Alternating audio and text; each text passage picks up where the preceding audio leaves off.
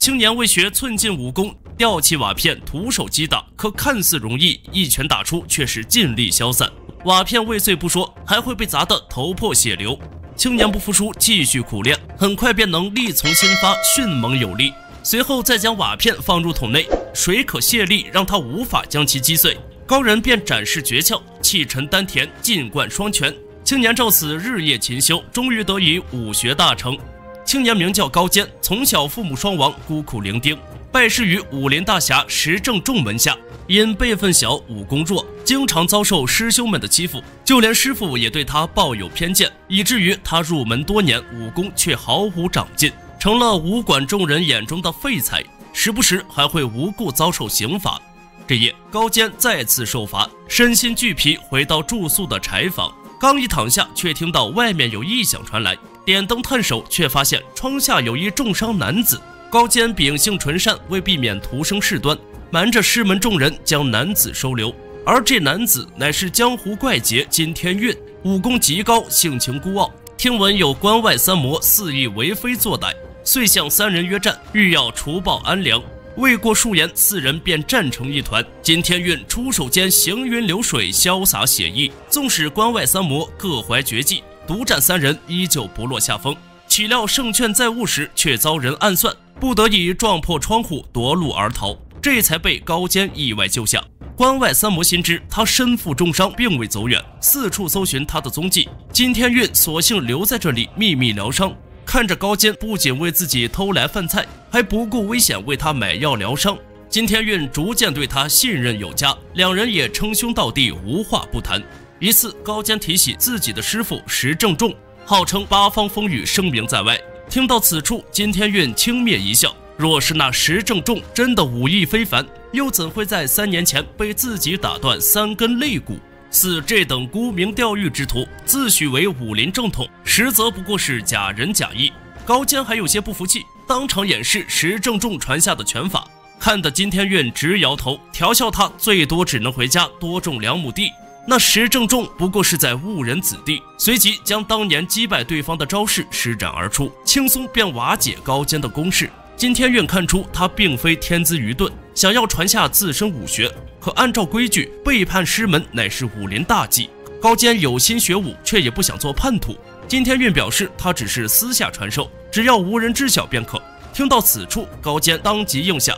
隔日，金天运便教授高坚拳法，拳法分为拳掌勾爪4型，同时基于踢打摔拿4种攻击方式，需要手到眼到，身心合一。高坚悟性颇佳，之前武功平平，只因师傅藏私，如今得遇良师，自然进步神速。金天运颇为欣慰，随后又传他剑法。剑为短兵之师，剑分双刃，中部有戟，其威全在于数寸剑锋之处，需将全力灌注于此，而剑碎则可扰乱对手视线，出其不意，一击必杀。最后再展示气功法门，气运丹田，定息凝神，可舒筋活络，力顶千钧。自此，平常被武馆弟子视为磨难的刑法，也在高坚这里显得轻松自如。如此数月过去，高坚得金天运倾囊相授，一身所学已经融会贯通。金天运言称，只要他继续勤练不辍，1年之后便可达到自己的高度。如今关外三魔依旧到处搜寻，为免连累高坚，金天运不顾伤势未愈，告别离去。某日，在每月例行一次的大会中，石正仲亲自考校弟子武艺，可他自己就是花拳绣腿，教出来的徒弟自然不堪入目，拍马屁的功夫倒是一流，而这些已经无法入高坚的眼，直觉无聊，哈欠连天。一向好面子的石正仲立时不爽，就要当众教训他一番。哪知高坚一时收不住手，将金天运教授的招式使出，不仅破解了石正仲的看家本领，还将其打得颇为狼狈。这下可真是闯了大祸。石正仲看着这眼熟的招式，立时便明白高坚跟随他人习武，恼羞成怒，发泄私愤。之后又将高坚吊起一整天，为保住自己脸面，还要以背叛师门的罪名当众废掉他的武功。如此名门正道，当真令人不齿。若不是一向照顾他的大师兄放倒看守的弟子帮他逃走，高坚多半难逃一劫。另一边，金天运被关外三魔寻到，他虽不惧这3人，却因伤势未愈，强行动武，未过数招便旧伤复发。而关外三魔自然不会讲道义。老二背后偷袭，暗箭伤人，紧接着老大趁势一招撩阴脚，当场令他失去反抗能力，一代豪侠就这样憋屈身死。而听闻关外三魔作恶，石正仲召集各方武林人士，打着铲除关外三魔的旗号宣扬自己。不成想对方竟真的杀上门来。石正仲本想让弟子上去试水，可他手下的弟子都是酒囊饭袋，面对关外三魔自然是不堪一击，转眼间便被其尽数打杀。众多武林人士还想一拥而上，没想到依旧未撑过数息。无奈石正仲只能亲自出马，可他只是名号响亮，手上功夫着实一般，很快便败下阵来。关外三魔并未杀他，而是要将武馆当作大本营，继续作恶。转眼1年过去，逃出师门的高坚在一家饭馆当伙计为生，自身修行也从未懈怠，拳劲一出便能击碎水中瓦片，一身武艺已趋近大成。某日他正跑堂之时，意外听闻了武馆如今的处境，便一路跟随这2名前去投奔的恶人，从其口中得知金天运已死，关外三魔鸠占鹊巢的消息。闻此，高坚急忙赶回武馆。石正仲为求保命，在关外三魔手下苟且偷生，早已不复昔日的意气风发。曾经欺辱他的师兄也沦为杂役，但高坚生性良善，往日屈辱也并未放在心上。亲友身死，高坚志在报仇，但比起金天运的以力强压，他更多了一份聪明机灵。深知双拳难敌4手的他，装作打杂，借此降低众人的警惕。待时机已到，便找上关外三魔中的老三范山，故作玄虚将其引至后山，随后不再废话，尽情施展自身武学。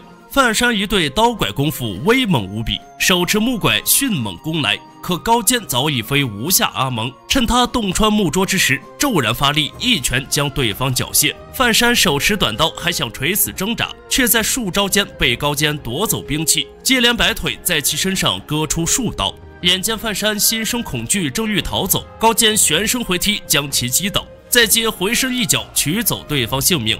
为了迷惑视听，高坚故意将范山的遗体送回武馆。入夜，再向老二周三桥传信，让他前往关帝庙。周三桥自视甚高，孤身赴约，他精通飞镖绝技，善用暗器，百发百中。高坚也深知这一点，四处躲闪，借此消耗他的飞镖。等到飞镖消耗大半，再欺身上前，见他还有飞镖在身，高坚灵机一动，假装身中飞镖，趁对方得意之时，反手将其击伤，随后拔出散落四处的飞镖，以牙还牙，以其人之道将其毙命。如今关外三魔只剩下老大延庆王，高坚不再隐藏，将一众爪牙尽数打杀。延庆王也明白了老二老三被谁所杀。虎豹拳深奥莫测，灵力非凡，但俗语云拳怕少壮，更何况高坚如今武艺比之金天运都已是毫不逊色。眼看自己渐入下风，延庆王使出看家本领鞭子功，招式防不胜防，将高坚衣衫扯碎。高坚且战且退，来到武器架旁，手边长剑出鞘，将对方鞭子斩断。延庆王也随即捞起一柄关刀应对，刀剑相击，迸发出阵阵金石之声。高坚剑法如清风化雨，一招一式尽显飘逸灵动，屈指弹剑正中对方面门，反手抓住剑穗，一招海底捞月，瞬息洞穿延庆王。至此，关外三魔尽被他一人所灭。而最终高坚也并未选择离去，依旧愿意留下，将自身武艺传于世间。